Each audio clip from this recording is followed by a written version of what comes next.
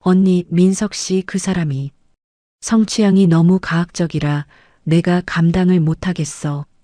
밤마다 나를 묶어두고 괴롭히는데 이제는 정말 죽을 것 같아.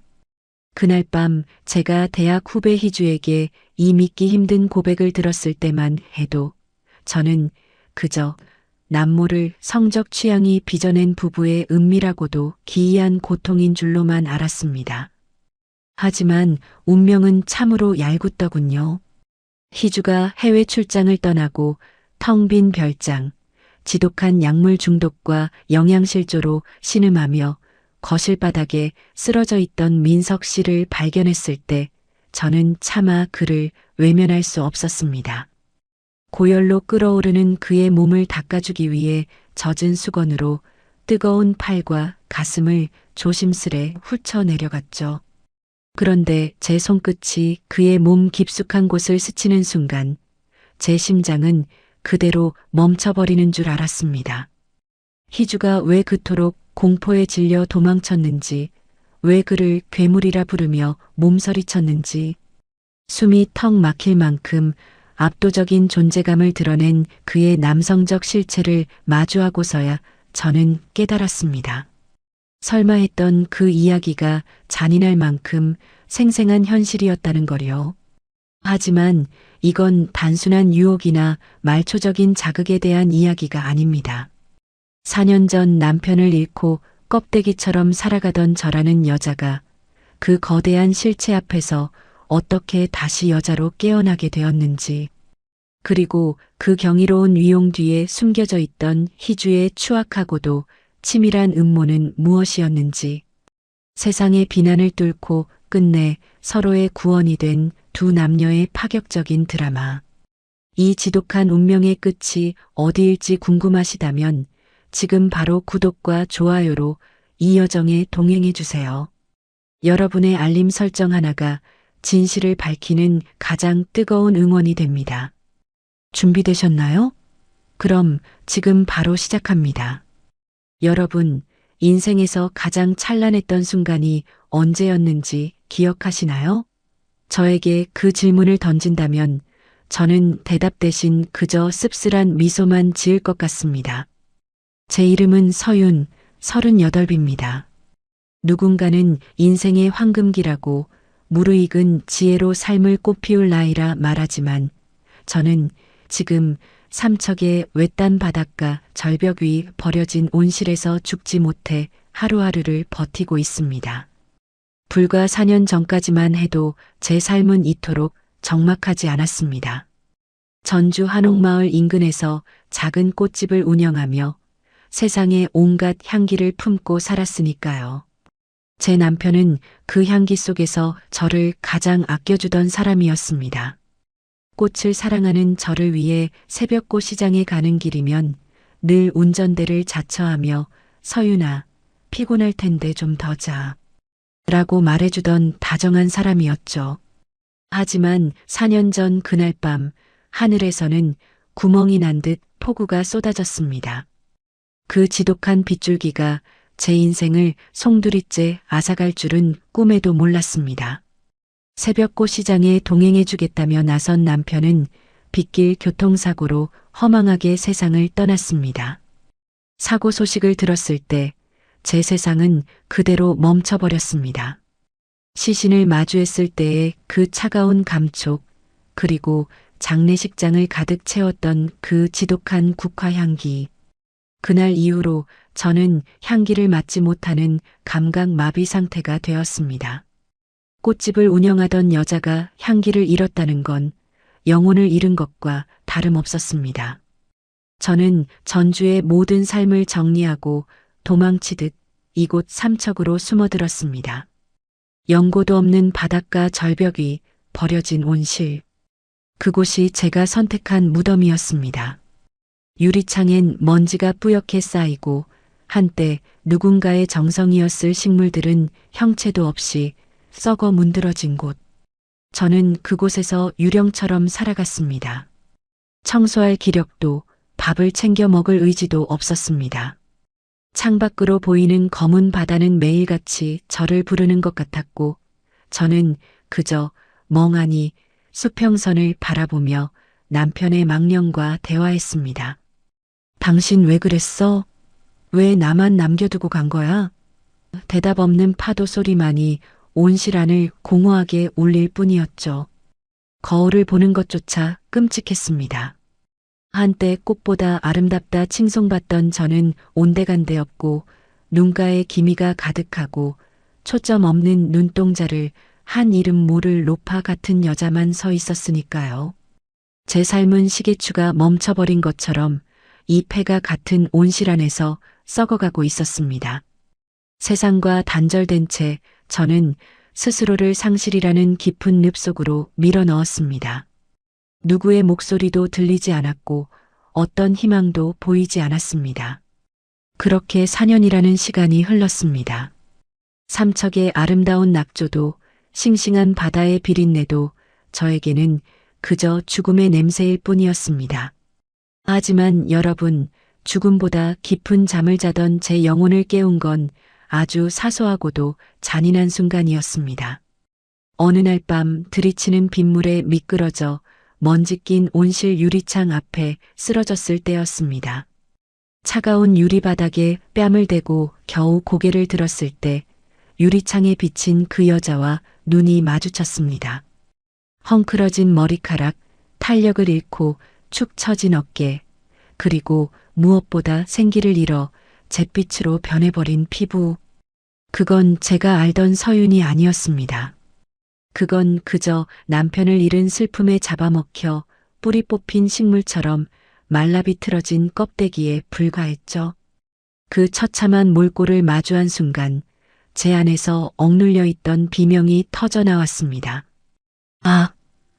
그 비명은 죽은 자를 향한 곡소리가 아니었습니다. 그것은 살고 싶다는, 제발 이 지옥에서 나를 꺼내달라는 제 영혼의 마지막 몸부림이었습니다. 그날 밤 저는 처음으로 먼지 쌓인 전정 가위를 손에 쥐었습니다. 그리고 떨리는 손으로 온실의 썩은 줄기들을 잘라내기 시작했습니다. 4년 만에 처음으로 죽어있던 제 심장이 다시 요동치기 시작한 겁니다.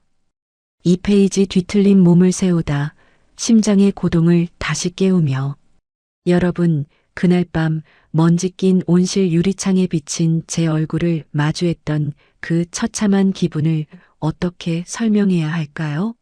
차가운 바닥에 뺨을 대고 겨우 고개를 들었을 때 유리 속의 그 여자는 제가 알던 서윤이 아니었습니다.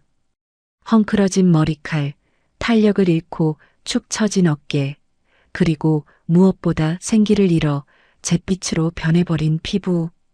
그건 마치 뿌리 뽑힌 채 버려져 말라비틀어진 식물, 그 자체였습니다. 4년 전 남편을 잃은 슬픔에 잡아먹혀 서서히 죽어가던 껍데기 말입니다. 그 처참한 몰골을 마주한 순간 제 안에서 억눌려 있던 비명이 터져나왔습니다. 아! 그 비명은 죽은 자를 향한 곡소리가 아니었습니다. 그것은 살고 싶다는, 제발 이 지옥 같은 정막에서 나를 꺼내달라는 제 영혼의 마지막 몸부림이었습니다. 4년 동안 죽음의 냄새만 맡으며 스스로를 가뒀던 제가 처음으로 살아있음에 대한 지독한 갈증을 느낀 순간이었죠. 저는 마치 홀린 사람처럼 비틀거리며 일어나 마당으로 나갔습니다. 4년 동안 방치되어 제 허리춤까지 올라온 잡초들과 썩어 문드러진 줄기들이 마치 저를 비웃는 것 같더군요. 저는 녹슬어 있던 전정 가위를 움켜쥐었습니다. 손바닥에 닿는 차가운 금속의 감각이 찌릿하게 뇌를 자극했습니다. 서걱, 서걱. 죽은 남편의 망령을 털어내듯 저는 마당의 썩은 줄기들을 사정없이 잘라내기 시작했습니다.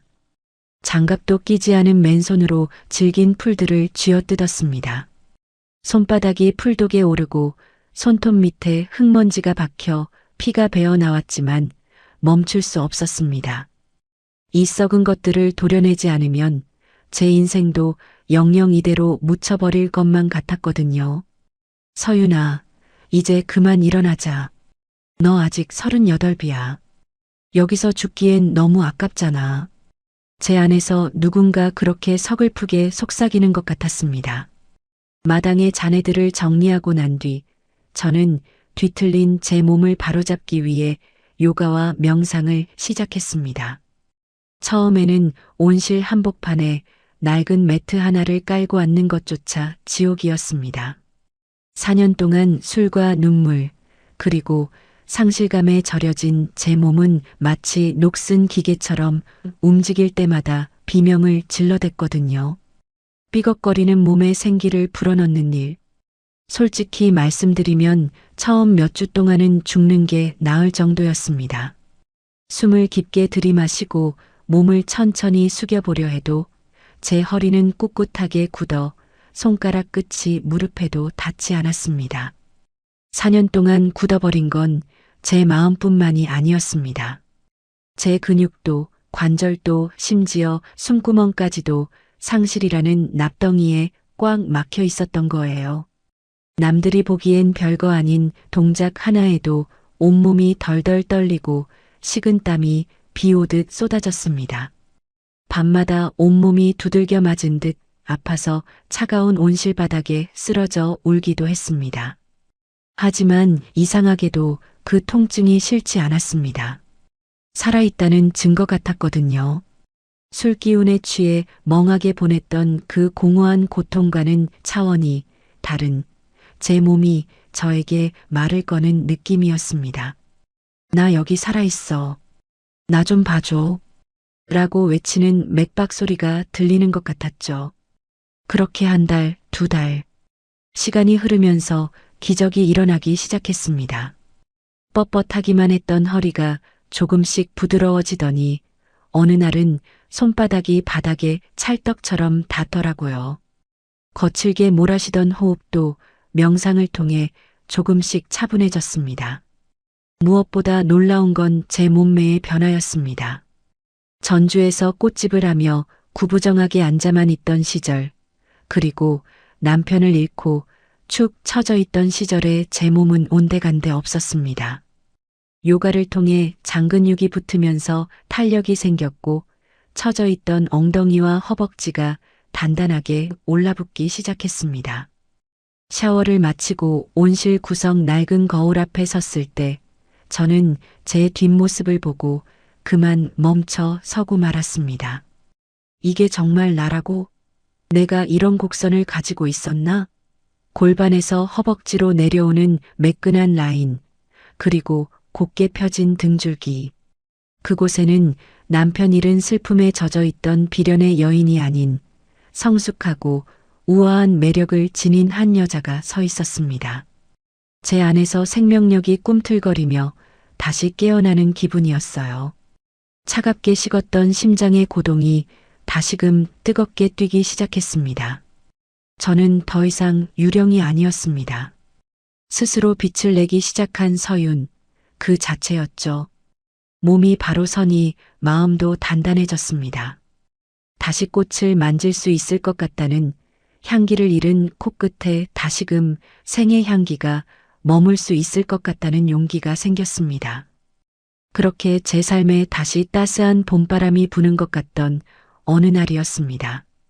여느 때처럼 기분 좋게 요가를 마치고 4년 만에 처음으로 굳어있던 손끝을 세워 어린 식물의 잎사귀를 어루만지려던 그 찰나였습니다. 온실 밖에서 낯익은 자동차 엔진 소리가 들려왔습니다. 정막을 깨고 들려온 그 소리에 제 심장은 일순간 멈춰버리는 줄 알았습니다. 대문 앞에 서 있는 한 여자의 얼굴을 본 순간 저는 직감했습니다. 무언가 심각한 일이 벌어졌다는 것을요. 바로 전주에서 저와 친자매처럼 모든 비밀을 공유하던 대학 후배 희주였습니다. 대형 웨딩홀 대표로 화려하게 살던 그녀가 왜 이 멀고 외딴 삼척의 절벽까지 초췌한 몰골로 저를 찾아온 걸까요? 그녀의 눈동자는 잔뜩 겁에 질려 떨리고 있었습니다. 인생이란 게 참 묘하죠? 제가 제 몸을 가꾸고 굽어있던 등줄기를 펴내며 다시금 여자로서, 그리고 꽃을 사랑하던 서윤으로서의 삶에 희망을 품기 시작할 때쯤이었습니다. 죽어있던 감각들이 세포 하나하나를 깨우며 드디어 텅 빈 화분 위에 새로운 생명의 씨앗을 심으려던 그 찰나였죠. 4년 만에 처음으로 흙을 만지는 손끝이 파르르 떨리며 묘한 설렘이 번져가던 바로 그 순간이었습니다. 그런데 제 인생의 맥박이 다시 흐르기 시작한 그 순간, 가장 가까웠던 이의 삶은 정반대로 무너져 내리고 있었습니다. 온실 밖에서 들려온 날카로운 타이어 마찰 소리, 그리고 먼지를 일으키며 멈춰 선 고급 승용차. 차 문이 열리고 내린 여자를 본 순간 저는 제 눈을 의심했습니다. 전주에서 꽃집을 할 때 친자매보다 더 각별했던 대학 후배 희주였습니다. 전주의 대형 웨딩홀 대표로 화려한 스포트라이트를 받으며 살던 그녀였어요. 훤칠한 키에 조각 같은 외모를 가진 민석 씨와 결혼했을 때 우리 동기들은 다들 입을 모아 그림 같은 커플이 탄생했다며 축복해 주었죠. 민석 씨는 탄탄한 사업체를 운영하며 경제적으로도 풍족했고 희주를 공주처럼 아끼는 모습이 누가 봐도 완벽한 부부 그 자체였습니다. 그런데 제 앞에 나타난 희주의 모습은 제가 알던 그 당당한 여자가 아니었습니다. 화사한 화장으로도 가려지지 않는 짙은 그늘이 눈가에 내려앉아 있었고 무엇보다 그 생기 넘치던 눈동자가 잔뜩 겁에 질린 채 흔들리고 있었죠. 그녀는 온실 문을 열고 들어오자마자 제 손을 부서질 듯 꽉 잡으며 차마 입 밖으로 내기 힘든 기괴하고도 은밀한 고민을 털어놓기 시작했습니다. 그 입술에서 흘러나온 이야기는 이제 막 다시 뛰기 시작한 제 생의 맥박을 일순간 멈추게 할 만큼 충격적이었습니다. 언니, 나 진짜 죽고 싶어. 아니, 무서워. 민석 씨가 이제는 남편이 아니라 무슨 괴물처럼 보여. 희주의 첫마디에 저는 가슴이 철렁 내려앉았습니다. 처음엔 민석 씨가 바람을 피웠거나 손버릇이라도 나쁜 줄 알았습니다. 하지만 희주가 고개를 숙인 채 눈물로 쏟아낸 진실은 그보다 훨씬 더 본능적이고 원초적인 공포에 관한 것이었습니다. 그녀는 한참을 망설이다가 아주 작은 목소리로 그동안 세상 누구에게도 말하지 못했던 은밀한 침실의 비밀을 털어놓기 시작했습니다. 언니, 민석 씨 말이야. 그 사람, 성취향이 정말 비정상적이야. 처음엔 그냥 좀 거친 줄로만 알았어. 그런데 그게 아니야. 시간이 갈수록 관계를 가질 때마다 내가 감당할 수 있는 수준을 완전히 넘어버렸어. 순간 제 머릿속이 하얘졌습니다. 성인 남녀 사이의 일이라지만 동생 같은 희주에게 이런 노골적이고도 기이한 고민을 들으리라고는 상상도 못했으니까요. 하지만 희주의 표정은 농담을 할 기색이 전혀 아니었습니다. 오히려 깊은 절망의 늪에 빠진 사람처럼 눈동자가 흐릿했죠. 그녀는 바들바들 떨리는 입술로 말을 이어갔습니다. 처음엔 사랑하니까 참았어. 나를 아껴주는 마음이 고마워서 내가 좀 아파도 웃어줬어. 그런데 언니, 그게 하루 이틀이 아니야. 이제는 밤마다 반복되는 그 가학적인 행동들을 도저히 견딜 수가 없어. 나를 신체적으로 구속하고 내가 공포에 질려 우는 모습을 보며 즐거워하는 그 눈빛. 그게 사람의 눈빛이 아니야. 짐승이지. 희주의 흐느낌이 적막한 제 온실을 가득 채웠습니다. 그녀의 이야기는 갈수록 충격적이었습니다. 민석 씨가 요구하는 가학적인 성취향과 밤마다 이어지는 신체적 구속 때문에 희주의 정신은 이미 붕괴 직전까지 몰려 있었다는 겁니다. 그녀는 남편의 사랑을 받는 것이 즐거움이 아니라 마치 거대한 공포의 재단에 받쳐지는 재물이 된 것 같은 수치심과 고통 속에서 하루하루를 견디고 있었습니다. 이제는 민석 씨가 퇴근해서 들어오는 구두 소리만 들어도 심장이 밖으로 튀어나올 것 같고 온몸에 소름이 돋아. 한번 밤을 보내고 나면 온몸에 남은 구속의 흔적들 때문에 거울을 보는 것조차 수치스러워 죽고 싶어. 병원에도 몰래 가봤는데 의사 선생님이 도대체 무슨 일이 있었길래 이렇게까지 몸이 상했냐고 묻더라고. 나 그때 정말 죽고 싶었어, 언니. 희주는 얼굴을 감싸쥐고 오열했습니다. 아내로서의 의무를 다하지 못한다는 죄책감과 동시에 자신의 영혼이 난도질 당할 것 같은 본능적인 공포 사이에서 가련한 후배는 서서히 말라가고 있었던 겁니다. 남들은 복받은 줄 알라며 우스갯소리로 넘길지 모를 일이었지만 당사자인 희주에게 그것은 매일 밤 반복되는 잔인한 고문과 다름없었습니다. 저는 그저 희주의 마른 등을 토닥여줄 수밖에 없었습니다. 남편을 잃고 홀로 된 제 고독이 세상에서 가장 큰 슬픔인 줄 알았는데 살아있는 남편을 곁에 두고도 육체적, 정신적 고통에 신음하는 희주의 모습은 또 다른 의미의 지옥처럼 보였습니다. 굳어있던 제 손끝에 감각이 돌아온 것이 어쩌면 이 비극을 목격하기 위한 운명의 장난이었을까요? 희주의 눈물 섞인 고백은 멈출 줄 몰랐고 그녀가 털어놓는 그 압도적인 공포의 실체는 제 상상력을 자극하며 묘한 긴장감을 불러일으켰습니다. 도대체 어느 정도이길래 그토록 사랑하던 남편을 괴물이라 부르며 도망치고 싶어 하는 걸까요?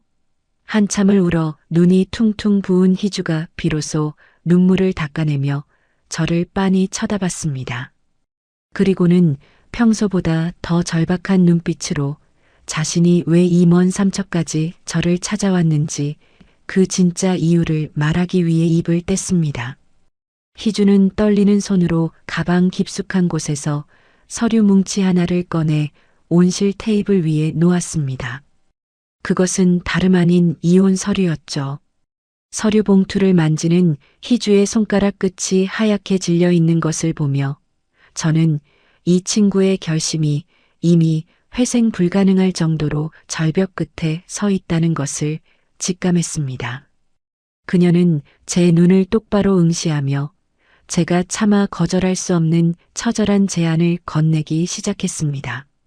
희주는 제 무릎 아래로 주저앉아 제 손을 부서질 듯 꽉 쥐었습니다. 그 서늘한 손끝에서 느껴지는 절박함은 온실의 따뜻한 공기마저 얼어붙게 만들 정도였죠.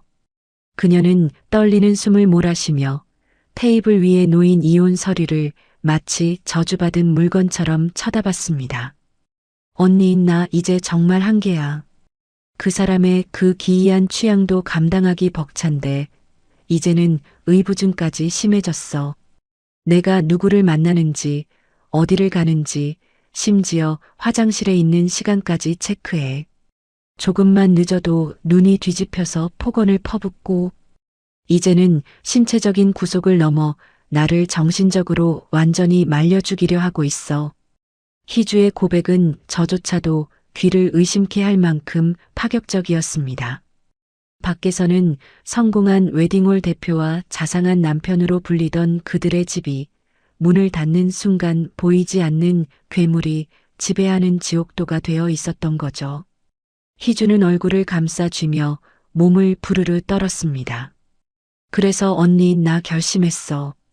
일단 도망쳐야겠어. 마침 회사에서 한 달짜리 해외 지사 설립건으로 출장 기회가 왔는데 무조건 가겠다고 했어. 일단 그 집에서 그 남자의 그림자에서 벗어나지 않으면 내가 먼저 죽을 것 같아. 가서 마음 정리하고 돌아오면 바로 이 서류 접수할 거야.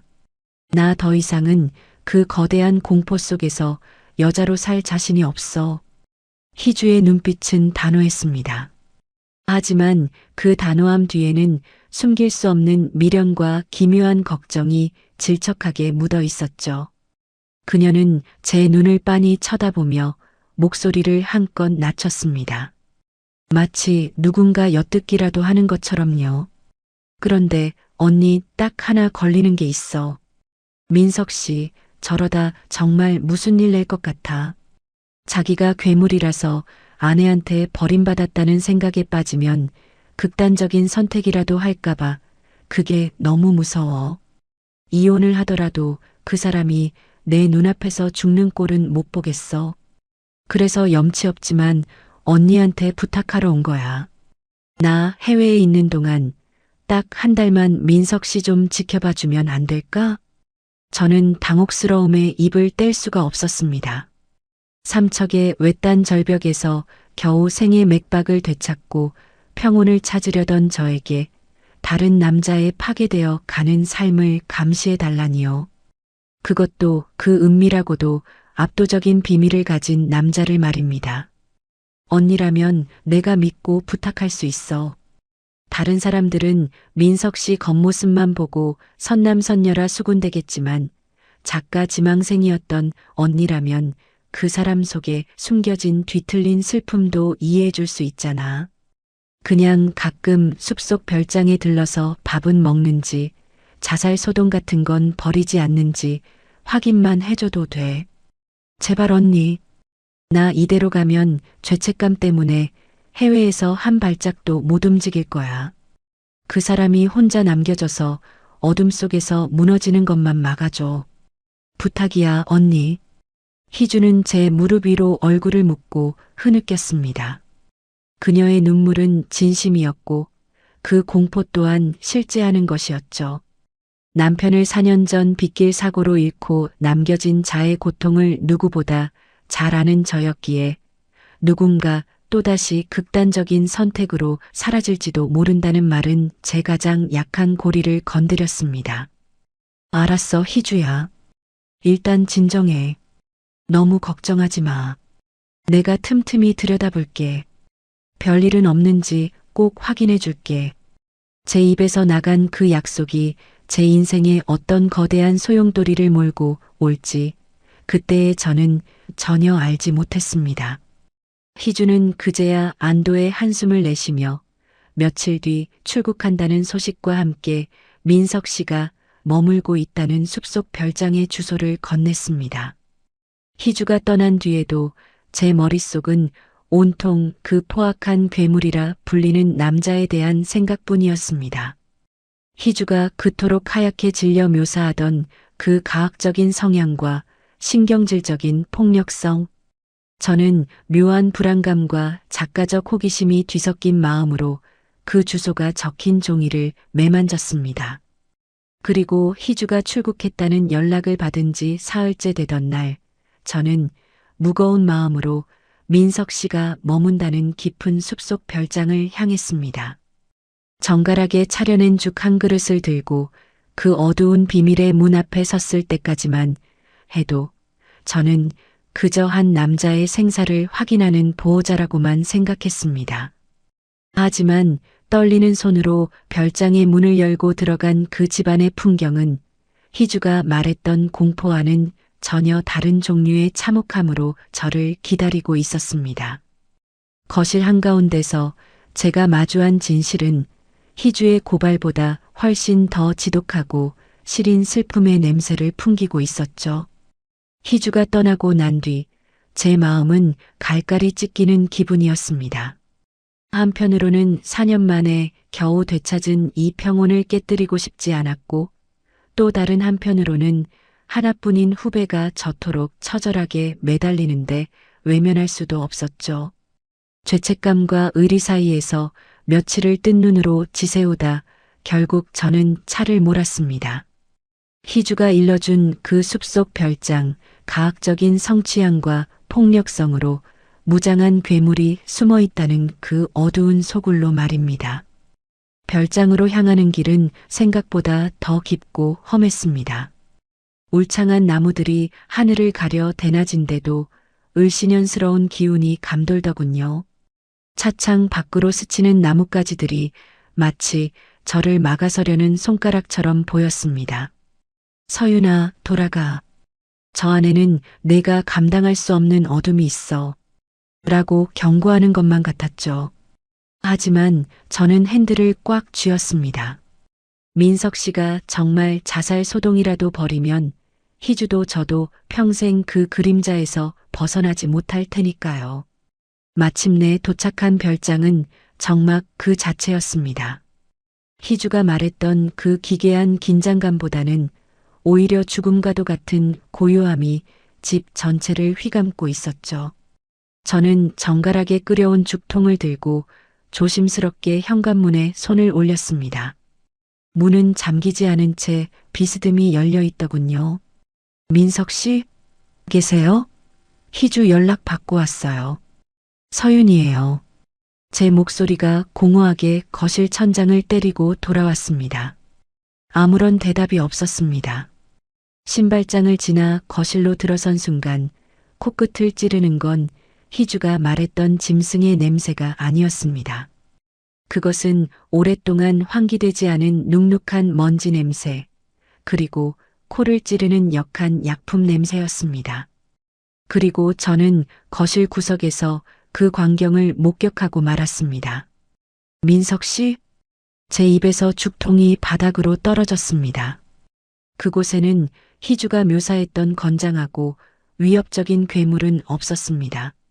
대신 뼈만 앙상하게 남은 채 초점을 잃은 눈으로 천장을 응시하며 거칠게 숨을 몰아쉬는 한 남자가 있었습니다.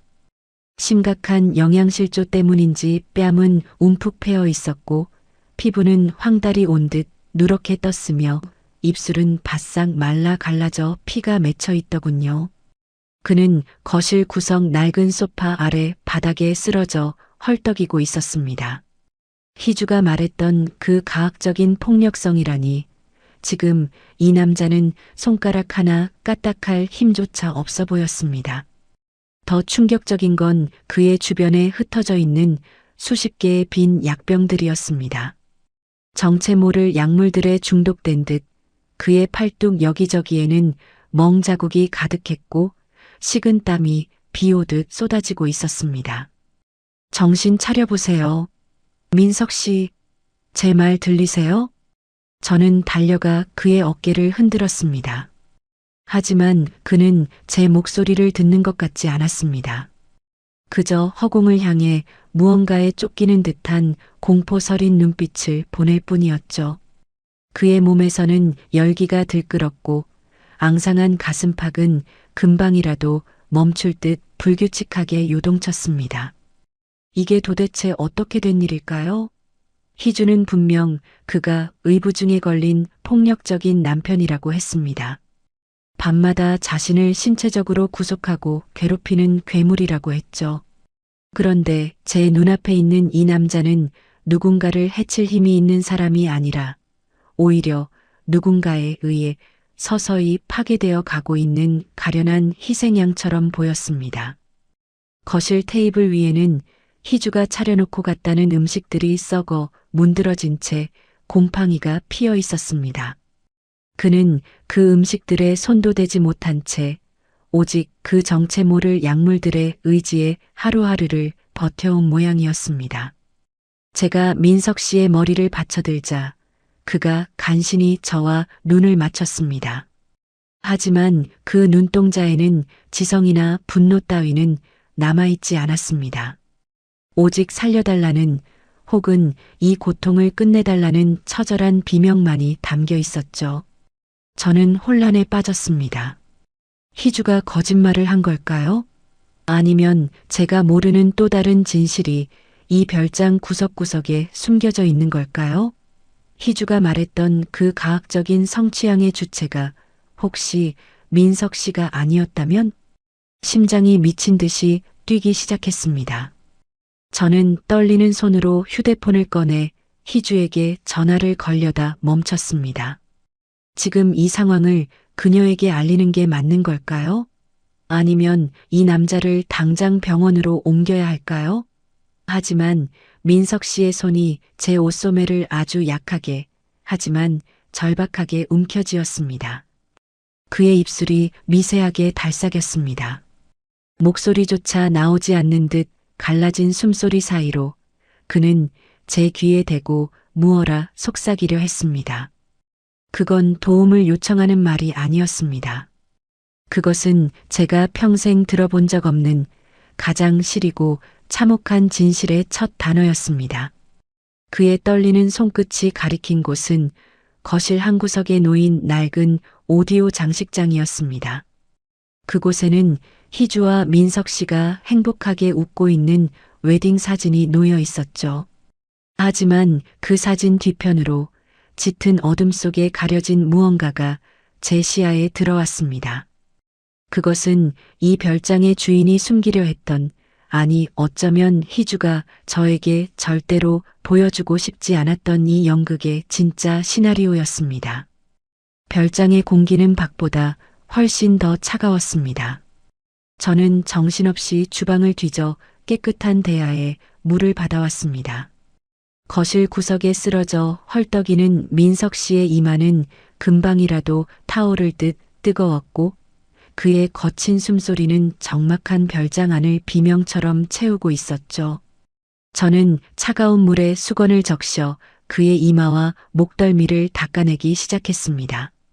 희주가 제게 심어주었던 포악한 괴물의 잔상은 이미 제 머릿속에서 산산조각이 나버렸습니다.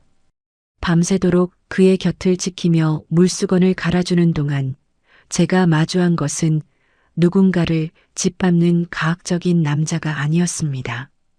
오히려 누군가의 따뜻한 손길 한 번에 목숨이라도 걸 것 같은 지독하게 외로운 한 인간의 처절한 몸부림이었죠. 수건이 닿을 때마다 민석 씨는 소스라치게 놀라며 몸을 움츠렸습니다. 그건 반사적인 방어 기제 같았어요. 누군가 자신을 때리거나 해칠지도 모른다는 공포가 뼛속 깊이 박힌 사람처럼 말입니다.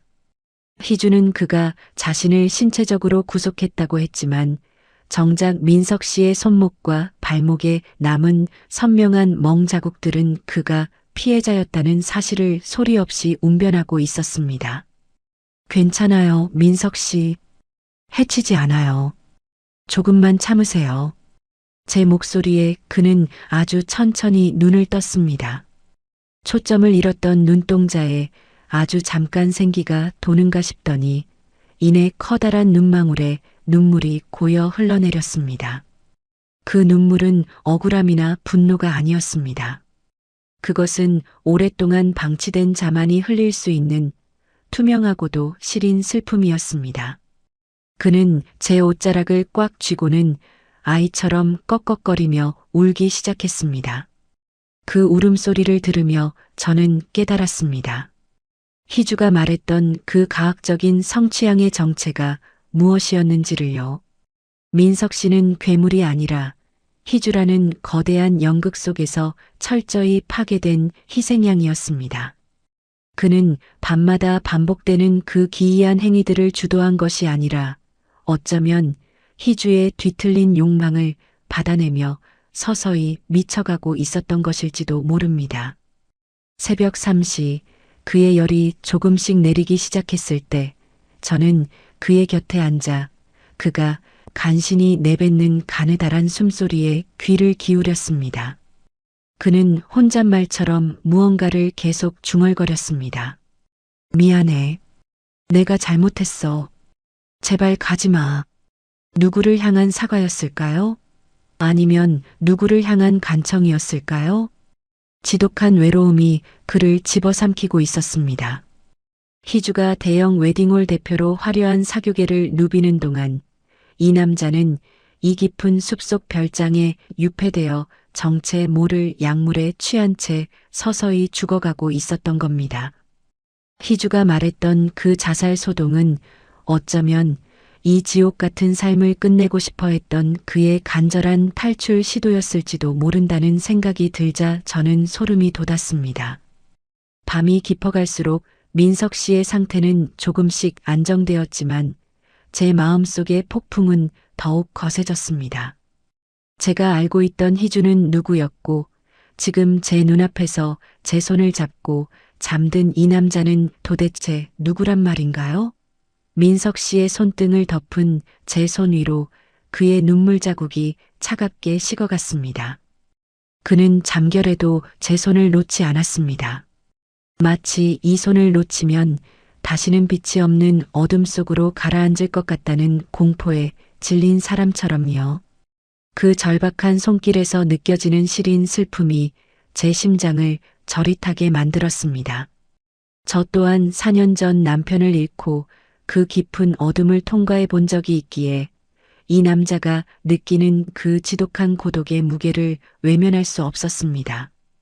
희주가 묘사했던 그 괴물 같은 남편은 애초에 존재하지 않았을지도 모릅니다.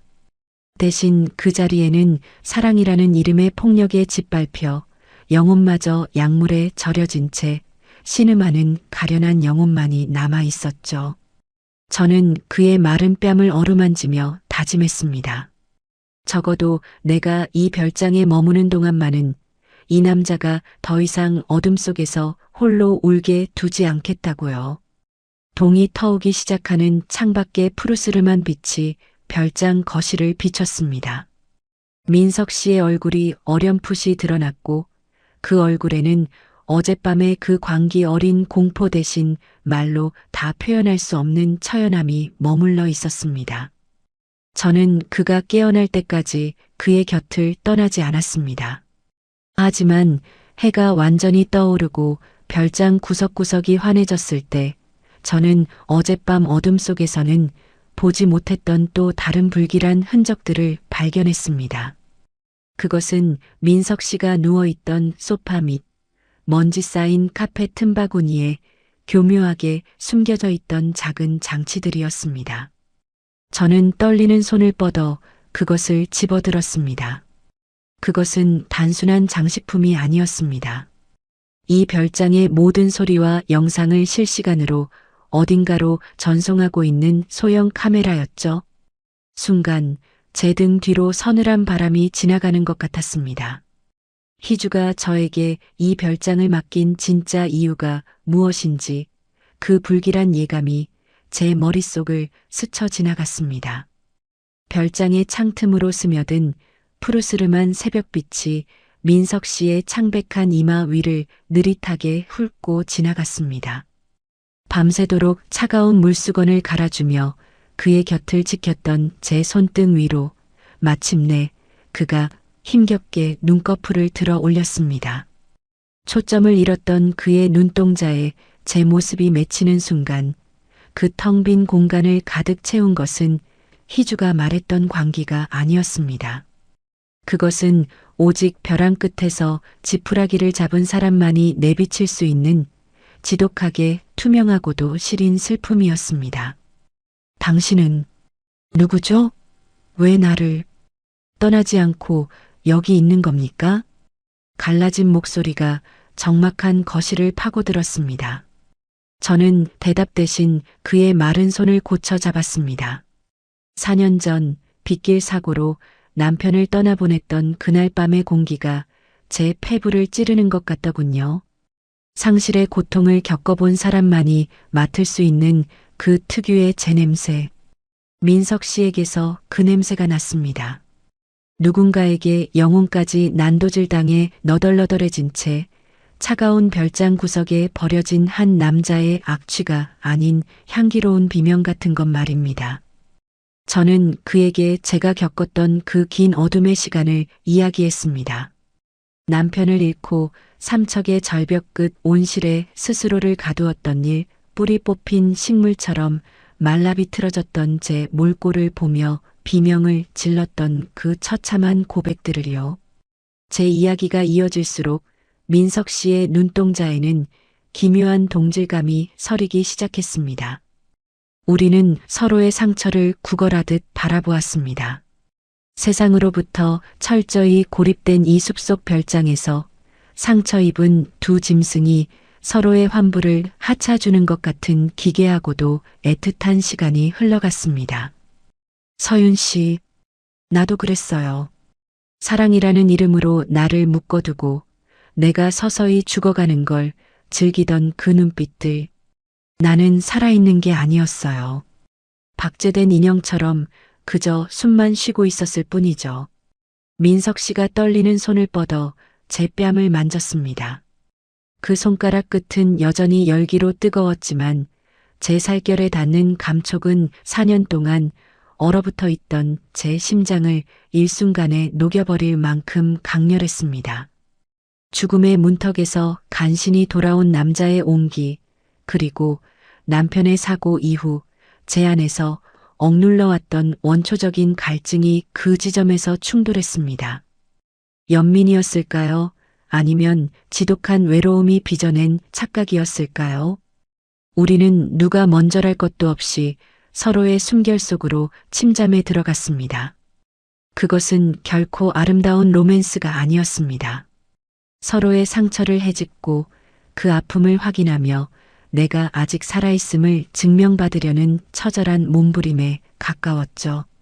희주라는 존재가 그어놓은 도덕적 경계와 죽은 남편에 대한 죄책감은 이미 폭주하기 시작한 감정의 소용돌이 앞에서 아무런 힘도 쓰지 못했습니다.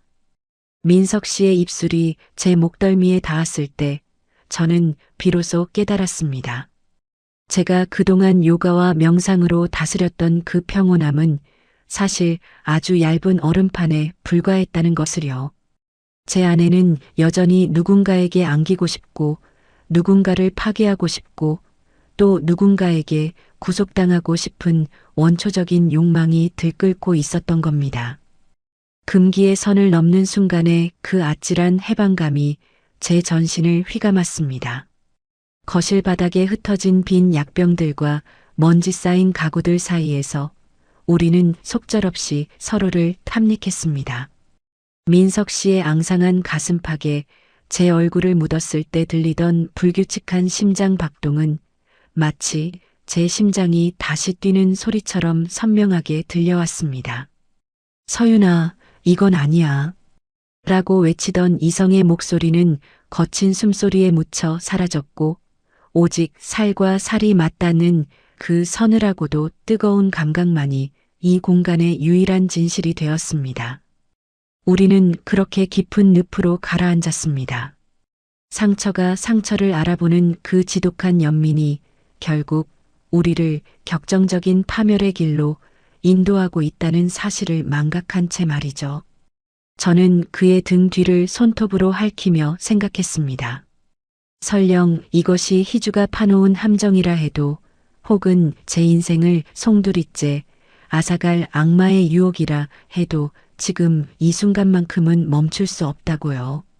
폭풍 같은 시간이 지나고 민석 씨의 품에 안겨 가쁜 숨을 몰아쉬던 그때였습니다. 창밖의 햇살이 더욱 강렬하게 내리쬐며 거실 구석구석을 비추기 시작했습니다. 그런데 제 시야 끝에 어젯밤 제가 발견했던 그 작은 카메라 렌즈가 다시금 번뜩이며 빛을 반사했습니다. 그 무심한 기계적 안광을 마주하는 순간 온몸의 피가 거꾸로 솟는 것 같은 소름이 돋았습니다. 우리가 나눈 이 처절한 위로와 금기를 넘어선 격정적인 행위들이 지금 이 순간 누군가의 화면 속에서 실시간으로 재생되고 있을지도 모른다는 공포. 저는 민석 씨의 품에서 서둘러 몸을 일으키려 했습니다. 하지만 민석 씨는 제 허리를 더욱 꽉 껴안으며 제 귓가에 납고 은밀하게 속삭였습니다. 그 목소리는 조금 전까지 울먹이던 남자의 것이 아니었습니다. 서윤 씨, 이제 보이나요? 당신이 그토록 아꼈던 희주가 우리를 위해 준비한 무대 말이에요. 그의 말 한마디에 제 심장은 얼어붙었습니다.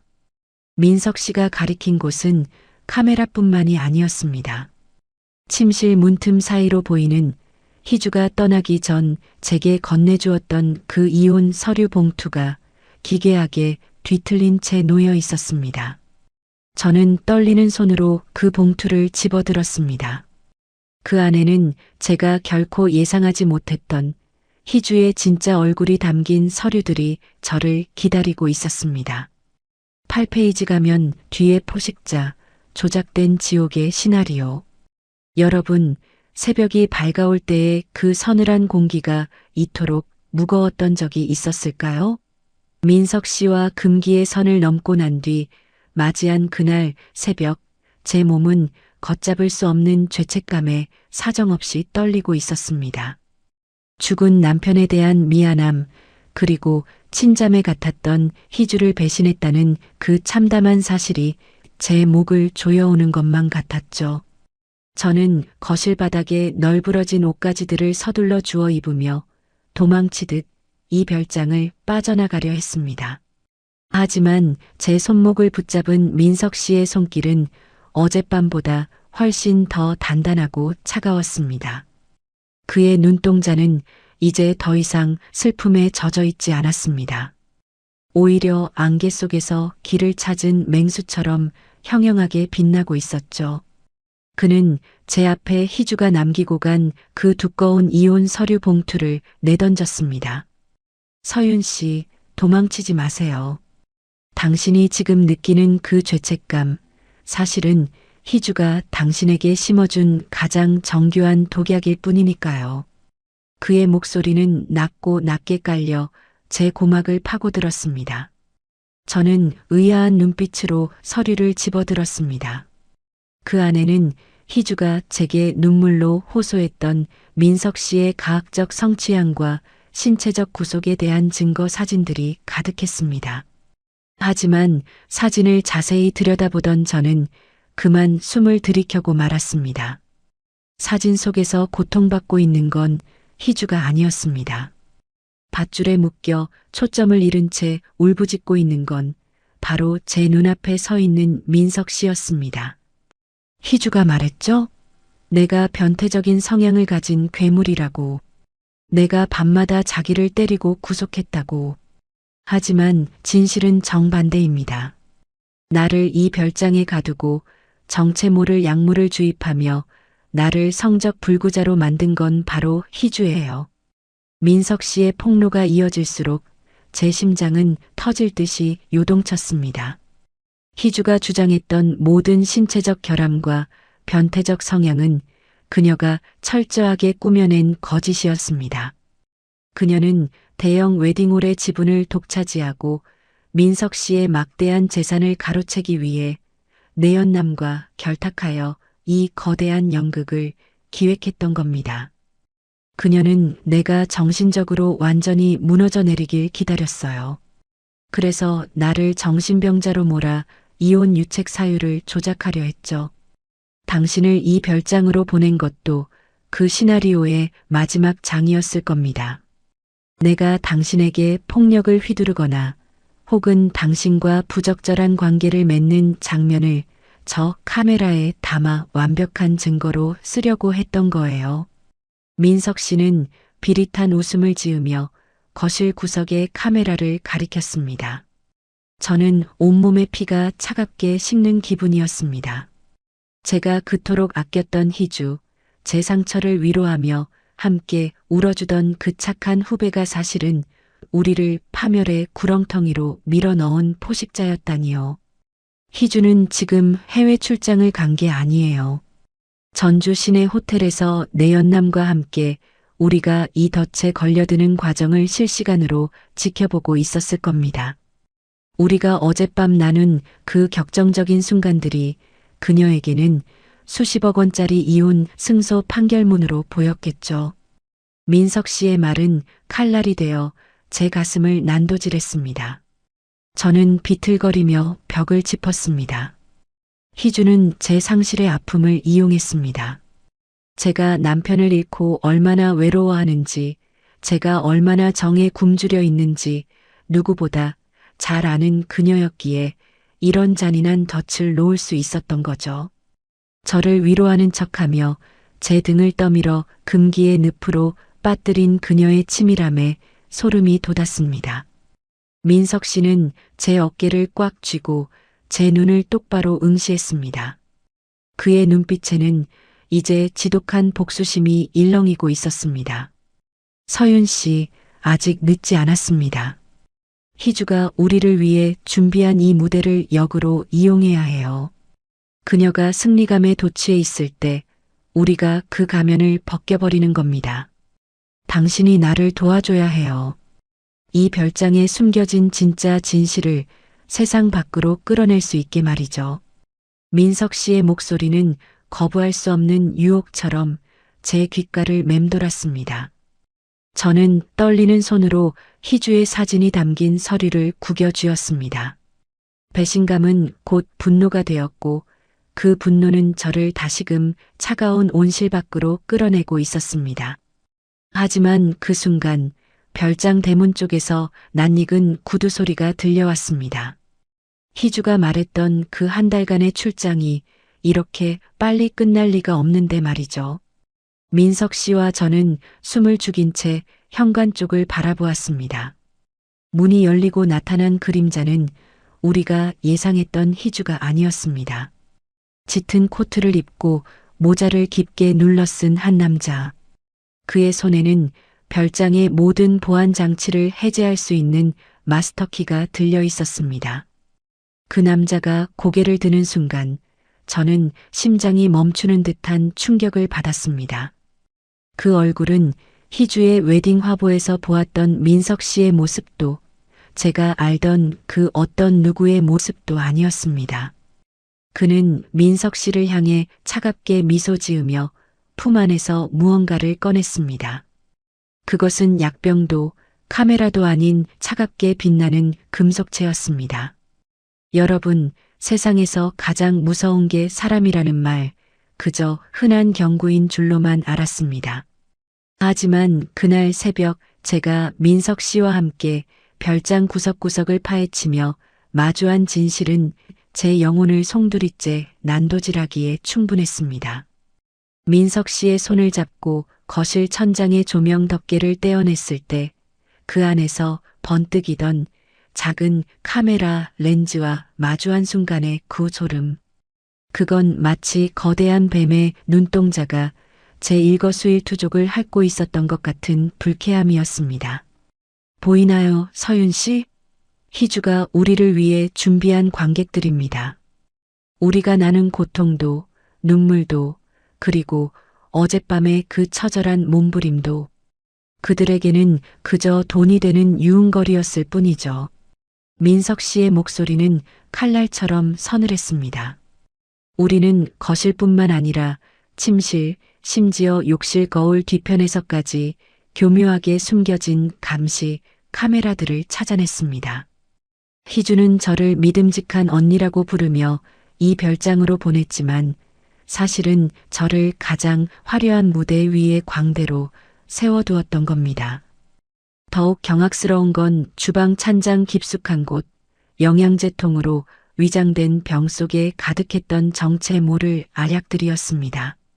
민석 씨가 초점을 잃고 쓰러지게 만들었던 그 환각 성분의 약물들. 희주는 매일 아침 사랑한다는 미소와 함께 이 독약을 남편의 입에 넣어주었겠지요. 남편의 정신이 서서히 붕괴되고 기억이 조각나며 결국 스스로를 미친 사람이라 믿게 될 때까지 말입니다. 그 약통을 손에 쥔 제 손이 바들바들 떨렸습니다. 인간이라는 존재가 어떻게 이토록 치밀하고 잔인할 수 있을까요? 친자매처럼 모든 비밀을 공유했다 믿었던 희주의 그 선한 눈망울 뒤에 이런 끔찍한 포식자의 본능이 숨겨져 있었다는 사실에 저는 깊은 환멸을 느꼈습니다. 제가 슬픔에 잠겨 있을 때 저를 위로하던 그녀의 손길이 사실은 제 목을 조를 밧줄의 길이를 재고 있었다는 생각에 구역질이 올라왔습니다. 하지만 그 환멸의 끝에서 제 마음을 강렬하게 지배한 건 다름 아닌 민석 씨를 향한 지독한 유대감이었습니다. 이 남자 역시 저와 다르지 않았습니다. 사랑이라는 이름의 폭력에 짓밟혔고 믿었던 이에게 배신당했으며 차가운 숲속 별장에 유폐되어 서서히 죽어가고 있었죠. 치밀한 음모의 제물이 되어 만신창이가 된 민석 씨를 바라보며 저는 묘한 사명감 같은 것을 느꼈습니다. 4년 전 남편을 지켜내지 못했다는 부채감이 이제는 이 남자를 반드시 살려야 한다는 강박으로 변해 제 혈관을 타고 흘렀습니다. 민석 씨, 여기 더 이상 있으면 안 돼요. 희주와 그 일당들이 언제 들이닥칠지 모릅니다. 이제는 제가 당신을 지킬게요. 저는 그의 마른 손을 움켜쥐었습니다. 제 목소리는 그 어느 때보다 단호했습니다. 삼척에 제 온실이 있어요. 누구도 쉽게 찾을 수 없는 절벽 끝, 제 슬픔을 가두고 저를 치유했던 그곳으로 가요. 그 온실 속에 당신을 넣어서라도 희주의 그 더러운 손길이 닿지 않게 제가 지켜낼 겁니다.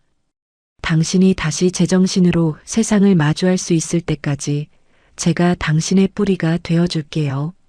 민석 씨는 믿기지 않는다는 듯 저를 쳐다봤습니다. 그의 눈동자에 맺힌 시린 슬픔 위로 작은 희망의 불꽃이 일렁이는 것이 보였습니다. 우리는 서둘러 짐을 챙겼습니다.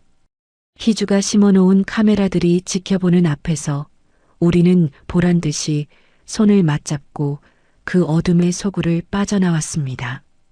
별장을 나서는 순간 차가운 새벽 공기가 폐부에 닿았습니다.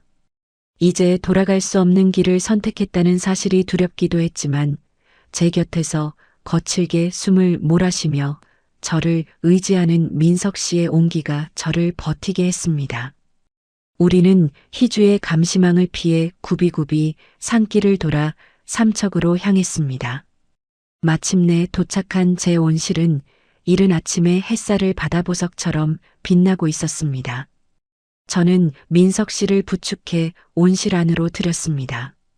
흙냄새와 꽃향기가 가득한 그곳은 숲속 별장의 죽음 같은 악취와는 전혀 다른 생명의 공간이었죠. 저는 그를 낡은 매트 위에 눕히고 따뜻한 차 한 잔을 건넸습니다. 이제 괜찮아요. 여기는 안전해요. 그 누구도, 희주조차도 여기서는 당신을 해칠 수 없어요.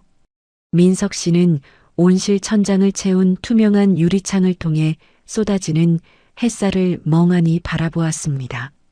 그의 뺨 위로 한 줄기 눈물이 흘러내렸습니다. 그것은 안도였을까요? 아니면 또 다른 비극의 시작을 예감한 슬픔이었을까요? 저는 그의 곁에 앉아 그의 떨리는 어깨를 감싸 안았습니다. 하지만 평온도 잠시였습니다. 온실 밖 깎아지른 듯한 절벽 위 도로에서 낯익은 엔진 소리가 들려왔습니다. 희주가 보낸 사람들이 벌써 여기까지 추격해온 것일까요? 아니면 제가 미처 예상하지 못한 또 다른 진실이 이 온실 문을 두드리려 하는 걸까요? 저는 민석 씨의 손을 더욱 꽉 쥐었습니다. 온실 문이 경첩이 끼익 소리를 내며 흔들리기 시작했습니다. 그리고 그 틈 사이로 제가 그토록 증오하면서도 두려워했던 희주의 그 서늘한 향기가 스며 들어오고 있었습니다. 그녀는 혼자가 아니었습니다. 그녀의 뒤에는 검은 양복을 입은 사내들과 함께 제가 도저히 믿을 수 없는 뜻밖의 인물이 서 있었습니다. 드디어 그날이 왔습니다. 해외 지사 설립이라는 거창한 명분을 내세워 한 달간 자리를 비웠던 희주가 마치 세상에서 가장 불행한 아내라도 된 양처량한 몰골로 귀국한 날 말입니다. 그녀는 공항에 내리자마자 제 온실로 달려왔습니다. 검은색 선글라스 뒤로 숨긴 눈동자에는 탐욕과 불안이 뒤섞여 있었겠지만 저를 마주한 순간 그녀가 보여준 건 소름 끼치도록 완벽한 피해자 연기였습니다. 언니, 어떻게 된 거야? 민석 씨가 정말 자살 소동이라도 벌인 거야? 내가 없는 동안 언니가 얼마나 힘들었을까. 미안해, 정말 미안해. 희주는 제 손을 붙잡고 무너져 내리듯 오열하기 시작했습니다. 그 가식적인 눈물이 제 손등에 떨어질 때마다 저는 역겨움을 참느라 아랫입술을 꽉 깨물어야 했습니다. 저 눈물 뒤에 숨겨진 그 잔인한 카메라 렌즈들과 민석 씨의 혈관 속에 주입되었던 그 지독한 환각제들을 생각하면 당장이라도 그녀의 뺨을 후려치고 싶었죠. 하지만 저는 참았습니다. 이 연극의 주인공은 제가 아니라 온실 안쪽 어둠 속에서 숨을 죽이고 있는 민석 씨였으니까요. 희주야, 일단 진정해. 민석 씨는 지금 안쪽에서 쉬고 있어. 내가 생각하는 그런 끔찍한 일은 일어나지 않았어. 제 차분한 목소리에 희주는 순간 멈칫했습니다. 그녀의 시나리오대로라면 저는 이미 민석 씨의 폭력에 겁에 질려 있거나 혹은 부적절한 관계의 죄책감에 고개를 들지 못해야 했거든요. 그녀는 불안한 듯 눈동자를 굴리며 온실 안쪽으로 발걸음을 옮겼습니다.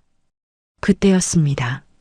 온실 구석, 커다란 벤자민 나무 그림자 사이로 민석 씨가 천천히 모습을 드러냈습니다. 한 달 전 별장 바닥에서 초점을 잃고 헐떡이던 그 유령 같은 남자가 아니었습니다. 제 온실에서 흙을 만지고 햇살을 듬뿍 받으며 그리고 무엇보다 희주라는 독을 빼낸 민석 씨의 눈동자는 이제 얼음처럼 차갑고도 투명하게 빛나고 있었습니다. 민석 씨, 무사했구나. 나 정말 죽는 줄 알았어. 당신이 잘못될까봐 한 달 동안 잠도 못 자고. 희주가 달려가 그를 안으려 했지만 민석 씨는 단 한 걸음에 물러남으로 그녀를 거부했습니다. 그의 손에는 제가 밤새도록 정리하고 복사했던 두툼한 서류 뭉치가 들려 있었죠. 희주야, 그만해. 이제 내 관객은 아무도 없어. 별장에 숨겨둔 카메라도 내가 매일 아침 내게 건네던 그 달콤한 독약들도 이제 다 끝났어. 민석 씨의 목소리는 낮았지만 온실 전체를 울릴 만큼 단단했습니다. 희주의 안색이 순식간에 흑빛으로 변했습니다. 그녀는 당황하며 저를 쳐다봤지만 저는 그저 팔짱을 낀 채 그녀의 파멸을 지켜볼 뿐이었습니다. 민석 씨는 테이블 위에 서류들을 거칠게 흩뿌렸습니다. 그 안에는 희주가 내연남과 호텔을 드나들며 재산 분할 계획을 세우던 적나라한 사진들, 민석 씨의 음식에 환각제를 섞는 장면이 담긴 홈캠 영상 캡처본, 그리고 결정적으로 그녀의 지시를 받아 약물을 조달했던 업자의 상세한 자백서가 담겨 있었습니다. 이 모든 것은 희주가 저를 감시하려고 설치했던 그 카메라와 그녀가 믿었던 사람들의 배신을 통해 수집된 진실의 조각들이었습니다. 내가 나를 성적 불구자로 만들고 정신병자로 몰아 내 인생을 송두리째 가로채려 했던 그 시나리오, 꽤 흥미로웠어. 하지만 한 가지 계산을 못했더군. 서윤 씨가 너처럼 영혼이 썩은 사람이 아니라는 사실 말이야. 민석 씨는 희주의 발밑에 이혼 합의서를 던졌습니다. 그건 희주가 준비했던 조작된 서류가 아니었습니다. 그녀가 가진 모든 권리를 포기하고 그동안 가로챈 재산을 반환하며 평생 민석 씨 근처에 나타나지 않겠다는 항복 문서였습니다. 희주는 미친 듯이 서류를 찢으려 했지만 민석 씨의 차가운 눈빛 앞에서는 손가락 하나 까딱할 수 없었습니다. 그는 그녀를 마치 오물이라도 보는 듯한 눈으로 내려다보며 자신의 인생에서 그녀라는 거대한 종양을 완벽하게 도려냈습니다. 나가. 내 눈앞에서, 그리고 서윤 씨의 이 신성한 온실에서 당장 꺼져. 내가 흘리는 그 눈물은 이제 아무도 믿지 않아. 희주는 짐승 같은 비명을 지르며 온실 밖으로 도망치듯 뛰어나갔습니다. 그녀가 떠난 자리에는 역한 향수 냄새와 찢어진 서류 조각들만이 흩날리고 있었죠. 정적이 찾아왔습니다. 민석 씨는 긴장이 풀린 듯 테이블을 짚고 깊은 한숨을 내쉬었습니다. 우리는 서로를 바라봤습니다. 거대한 폭풍이 지나간 뒤의 허탈함, 그리고 알 수 없는 해방감이 우리 사이를 흘렀습니다. 하지만 저는 알고 있었습니다. 이제 희주라는 그림자를 걷어냈으니 이제는 우리 두 사람 사이에 남겨진 이 기묘하고도 뜨거운 금기의 잔해를 마주해야 한다는 것을요. 민석 씨가 천천히 제게 다가왔습니다. 그의 손길이 제 떨리는 어깨에 닿는 순간 온실 밖 절벽 아래서 거대한 파도 소리가 평소보다 훨씬 더 가깝게 들려왔습니다. 마치 우리를 집어삼킬 듯이 말이죠. 세상은 생각보다 훨씬 더 잔인하고 진실에는 애당초 관심조차 없었습니다. 희주를 그 괴물 같은 연극의 무대 뒤로 끌어내리고 민석 씨의 인생에서 그녀를 완벽하게 도려냈을 때 저는 비로소 제 온실에 따스한 봄볕만이 가득할 줄 알았습니다. 하지만 착각이었죠. 희주가 떠나며 남긴 마지막 발악은 진실이라는 방패로는 도저히 막아낼 수 없는 지독한 독설의 화살이 되어 돌아왔습니다. 그녀는 전주와 삼척을 오가며 교묘하게 소문을 퍼뜨렸습니다. 자신이 피해자인 양 믿었던 언니에게 남편을 빼앗기고 쫓겨났다는 가련한 여인의 서사를 동네방네 뿌리고 다닌 겁니다. 사람들은 앞뒤 사정은 궁금해하지도 않았습니다. 그저 씹기 좋은 안주거리, 자극적인 스캔들에 굶주린 짐승들처럼 제 온실 주변을 서성이기 시작했죠. 어머, 저 여자 좀 봐. 4년 전에도 남편 잡아먹고 내려왔다더니 이제는 친구 남편까지 훔쳤대. 독한 년이지. 아주 상여우가 따로 없어. 저 온실에서 둘이 무슨 짓을 하는지 누가 알겠어? 담장 너머로 들려오는 수군거림은 날카로운 비수가 되어 제 가슴을 후벼 팠습니다. 처음에는 무시하려 했습니다. 민석 씨와 제가 나눈 그 시린 슬픔과 유대감을 그들이 어찌 알겠느냐며 스스로를 다독였죠. 하지만 군중에 광기는 시간이 갈수록 대담해졌습니다. 평소 저에게 꽃을 사가며 인사를 건네던 이웃들조차 이제는 제 온실 앞을 지나갈 때면 침을 뱉거나 눈을 흘겼습니다. 그러던 어느 날 오후였습니다. 여느 때처럼 민석 씨의 기력을 회복시키기 위해 따뜻한 차를 우려내고 있던 찰나 귀를 찢는 듯한 날카로운 파열음이 온실 안을 때렸습니다. 쨍그랑 온실 천장의 유리창 하나가 박살나며 날카로운 파편들이 민석 씨가 누워있던 소파 근처로 쏟아져 내렸습니다. 제 심장이 덜컥 내려앉더군요. 밖을 내다보니 동네 청년들과 낯선 사내들이 온실 앞에 모여 입에 담지 못할 욕설을 내뱉고 있었습니다. 그들의 손에는 주먹만 한 돌멩이들이 들려 있었죠. 아, 이 남편 잡아먹은 년아. 당장 그 남자 내놓고 여기서 꺼져. 더러운 것들.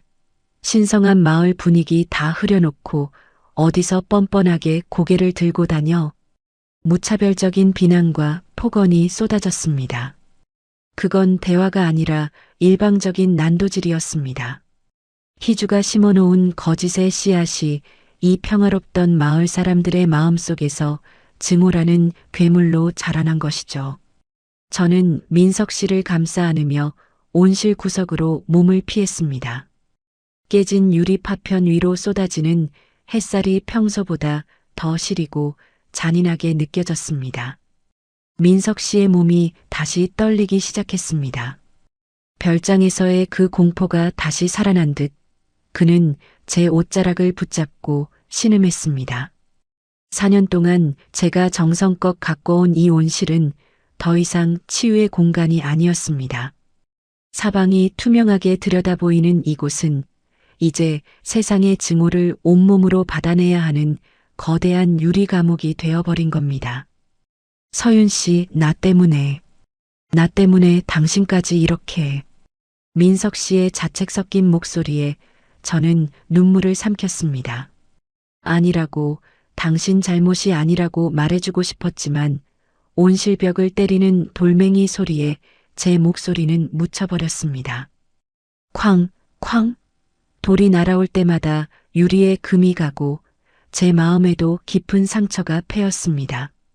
사람들의 외침은 점점 더 거칠어졌고 누군가는 온실문을 발로 차며 당장 나오라고 소리를 질러댔습니다.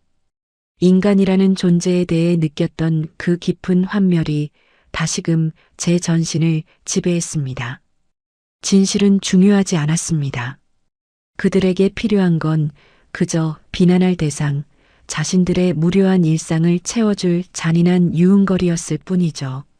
저는 민석 씨의 손을 꽉 쥐었습니다. 깨진 유리 틈으로 불어오는 바닷바람이 살을 애는 듯 차가웠지만 제 안에서는 오히려 뜨거운 무언가가 치밀어 올랐습니다. 세상이 우리를 거부한다면, 이 온실이 더 이상 우리를 지켜주지 못한다면, 저는 결심했습니다. 이 유리 성벽이 완전히 무너져 내려 우리를 덮치기 전에 우리가 선택할 수 있는 마지막 길을 찾아야만 한다는 것을요. 밤이 깊어지자 사람들의 소요는 잦아들었지만 온실 밖 절벽 아래의 파도 소리는 점점 더 흉포하게 들려왔습니다. 저는 깨진 유리 조각들을 묵묵히 치우며 민석 씨를 바라봤습니다. 그의 눈동자에는 이미 모든 것을 포기한 듯한, 하지만 저를 향한 미안함으로 가득 찬 기묘한 결연함이 서려 있었습니다. 저는 그에게 나직이 물었습니다. 이 세상 어디에도 우리를 받아줄 곳이 없다면 저 끝도 없는 어둠 속으로 함께 뛰어들 용기가 있느냐고요. 민석 씨는 대답 대신 제 손을 제 입술에 가져다 댔습니다. 그 서늘한 감촉이 제 심장에 닿는 순간 온실 밖에서 다시금 누군가의 거친 발소리가 들려왔습니다. 이번에는 돌멩이가 아니었습니다. 짙은 기름 냄새와 함께 불길한 붉은 빛이 유리창 너머로 일렁이기 시작했습니다. 세상은 우리를 사방에서 옥죄어 왔습니다. 낮에는 온실 유리창을 향해 무차별적으로 날아드는 돌팔매질이, 밤에는 정막을 깨는 날카로운 전화벨 소리가 제 영혼을 갈갈이 찢어 놓았죠. 죽어버려. 내가 그러고도 사람이야? 수화기 너머로 쏟아지는 익명의 살인은 보이지 않는 칼날이 되어 제 목을 겨눴습니다. 4년 전 남편을 잃었을 때 느꼈던 그 지독한 고립감이 이제는 실체 있는 공포가 되어 제 숨통을 조여왔습니다. 결국 사건이 터진 건 안개자욱한 어느 수요일 새벽이었습니다. 쨍그랑 거실 쪽 대형 유리창이 산산조각 나며 날카로운 파편들이 제 발치까지 튀어올랐습니다. 그 파편 위로 쏟아지는 붉은 페인트는 마치 누군가의 선혈처럼 기괴하게 온실 바닥을 적셨죠. 그 광경을 마주한 순간 제 안에 무언가가 툭 하고 끊어져 버렸습니다.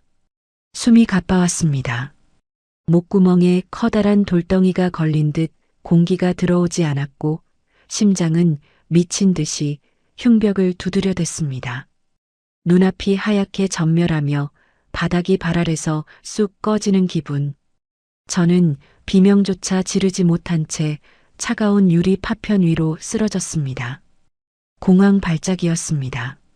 제 영혼을 지탱하던 마지막 기둥이 무너져 내린 것이죠. 서윤 씨, 정신 차려요. 제발. 멀리서 들려오는 민석 씨의 절규가 마치 물속에서 듣는 소리처럼 먹먹하게 들려왔습니다. 그는 피 흘리는 제 손을 감싸쥐고 오열했습니다. 저를 지키기 위해 삼척까지 내려왔지만 정작 저를 서서히 시들어 죽게 만드는 건 다름 아닌 자신이라는 사실에 그는 처절하게 무너져 내리고 있었습니다. 저를 품에 안은 그의 품이 바들바들 떨리는 게 느껴졌습니다. 민석 씨는 그날 밤 제 창백한 얼굴을 밤새도록 지켜보며 깊은 침묵 속으로 침잠했습니다. 자신이 누려왔던 대형 웨딩홀의 지분, 사회적 명망, 그리고 남들이 부러워하던 그 모든 기득권, 그 화려한 껍데기들이 결국 희주라는 괴물을 키웠고 이제는 사랑하는 여자마저 사지로 몰아넣고 있다는 사실을 뼈저리게 통감한 것이죠. 서윤 씨, 미안해요. 내가 가진 이 모든 것들이 당신을 죽이고 있었네요. 나를 가두고 당신을 괴롭히던 그 무거운 짐들, 이제 내가 다 버릴게요. 당신만 살 수 있다면, 당신이 다시 웃을 수 있다면 나는 아무것도 필요 없어요. 민석 씨의 눈빛이 그 어느 때보다 단호하게 변했습니다. 그것은 복수심도 공포도 아니었습니다. 오직 사랑하는 이를 지키기 위해 자신을 송두리째 던지기로 한 자에 숭고하고도 서늘한 결이었습니다. 그는 그동안 움켜쥐고 있던 모든 법적 권리와 재산을 포기하는 서류를 작성하기 시작했습니다. 희주가 그토록 갈망하던 그 더러운 유산들을 그녀의 발밑에 던져주고 대신 제 손을 잡고 이 지옥 같은 세상의 끝으로 걸어가기로 결심한 것이죠. 민석 씨는 날이 밝자마자 변호사에게 연락해 모든 절차를 위임했습니다. 자신의 모든 사회적 지위를 내려놓는 것은 곧 세상으로부터 스스로를 지워버리겠다는 선언과도 같았습니다. 그는 이제 화려한 대표가 아닌 상처 입은 여자를 지키는 한 남자로서 제 곁에 서기로 했습니다. 하지만 우리가 모든 것을 버리기로 결심했을 때 세상은 우리를 곱게 보내줄 생각이 없었습니다. 모든 재산을 포기하겠다는 소식을 들은 희주가 마지막으로 준비한 독리는 우리가 예상했던 것보다 훨씬 더 비열하고 치명적이었습니다. 짐을 챙기던 민석 씨의 손이 멈췄습니다. 온실방 깎아지른 절벽 위로 수십 대의 카메라와 기자들이 몰려들기 시작한 겁니다. 희주가 터뜨린 마지막 언론 플레이. 그것은 민석 씨를 사회적으로 매장하는 것을 넘어 우리의 존재 자체를 부정하게 만드는 추악한 폭로였습니다. 민석 씨는 떨리는 제 어깨를 감싸 안으며 굳게 닫힌 온실문을 바라보았습니다. 이제 도망칠 곳은 저 절벽 아래 집어삼킬 듯 포효하는 검은 바다뿐인 것 같았습니다. 민석 씨가 제 귓가에 낮게 속삭였습니다. 서윤 씨, 이제 정말 마지막 선택을 해야 할 시간이 온 것 같아요. 여러분, 그날 밤 삼척의 절벽 끝 온실을 떠나던 순간을 저는 평생 잊지 못할 겁니다. 사방에서 날아드는 돌팔매질과 밤낮 없는 살해 협박, 그리고 희주가 쳐놓은 그 촘촘한 언론의 그물망. 그 지옥 같은 곳에서 살아남을 방법은 단 하나, 세상에서 우리라는 존재를 완벽하게 지워버리는 것뿐이었습니다. 민석 씨는 자신의 이름 석자가 가진 모든 권력을 내려놓았고 저 역시 4년 동안 제 분신과도 같았던 온실의 유리벽을 제 손으로 깨뜨렸습니다. 우리는 안개가 자욱하게 깔린 새벽 3시, 번호판도 가물가물한 낡은 트럭 한 대를 구해 짐을 실었습니다. 화려한 가구도 값비싼 옷까지도 다 버렸습니다. 오직 제가 애지중지 키워온 뿌리 뽑힌 채 죽어가던 그 식물 몇 점과 최소한의 생존 도구들만 실었죠. 트럭의 엔진 소리가 고요한 절벽 아래 파도 소리에 묻히기를 간절히 기도하며 우리는 세상의 날선 칼날 같은 시선을 피해 어둠 속으로 스며들었습니다. 서윤 씨, 조금만 참아요. 이제 아무도 우리를 모르는 곳으로 갈 거예요. 거기선 숨 쉬는 것조차 자유로울 겁니다. 운전대를 잡은 민석 씨의 손등에는 여전히 유리 파편에 긁힌 흉터가 선명했습니다. 하지만 그의 눈빛만큼은 그 어느 때보다 평온해 보였죠. 우리는 고속도로 대신 구불구불한 국도를 택했습니다. CCTV의 눈을 피하고 사람들의 기억을 따돌리기 위해 몇 번이나 차를 갈아타며 남쪽으로, 더 남쪽으로 내려갔습니다. 마침내 도착한 곳은 지도에도 제대로 표시되지 않은 남도의 아주 작은 섬마을이었습니다. 육지에서 배를 타고도 한참을 들어가야 하는 외딴 바닷가의 폐가 한 채. 오랫동안 사람이 살지 않아 마당에는 무성한 잡초가 제 키만큼 자라 있었고 지붕은 해풍에 깎여 여기저기 구멍이 뚫려 있었습니다. 벽지는 습기에 절어 너덜거렸고 방 안에서는 쾌쾌한 곰팡이 냄새가 진동했죠. 하지만 그곳에 발을 들이는 순간 저는 4년 만에 처음으로 가슴 깊이 숨을 들이마셨습니다. 비록 비가 새고 바람이 들이치는 폐가였지만 여기엔 저를 남편 잡아먹은 년이라 부르는 사람도 민석 씨를 성적 불구자라 조롱하는 카메라도 없었으니까요. 우리는 이름을 바꾸고 신분을 숨긴 채 그저 외지에서 온 가난한 부부인 척 정착을 시작했습니다.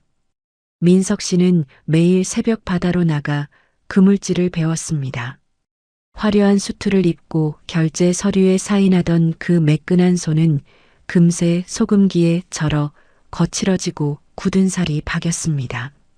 저는 그 패가 마당의 잡초를 뽑아내고 삼척에서 가져온 식물들을 하나둘 옮겨 심기 시작했습니다. 소금기 섞인 바람에 식물들이 시들까봐 밤잠을 설쳐가며 비닐막을 치고 흙을 북돋았죠. 그곳에서의 삶은 처절할 정도로 단조로웠습니다.